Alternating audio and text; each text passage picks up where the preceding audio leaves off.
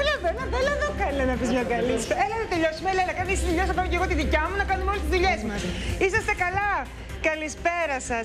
Χρόνια πολλά στη Σοφία, στην ελπίδα, στην αγάπη, την πίστη και σε όλους εσάς που έχετε γενέθλια.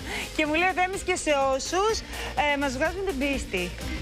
Πώς είστε? Γεια σας, Σάκη. Καλά. Ωραία, λοιπόν, χαίρομαι.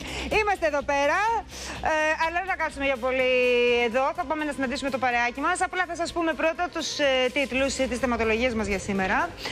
Θα ξεκινήσω, αφού είπαμε τα χρόνια μας πολλά, με τον Νίκο Αλιάγα, ο οποίος έγινε γραμματόσημο.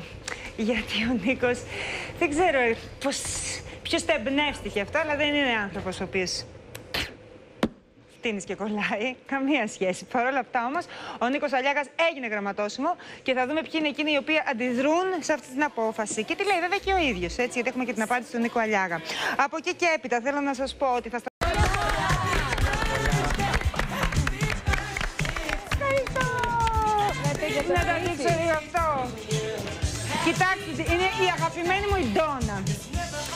Η Ντόνα, η οποία δεν υπάρχει στο θέμα τούρτα, γλυκό, cupcake, μπισκότο, οτιδήποτε, εν πάση περιπτώσει.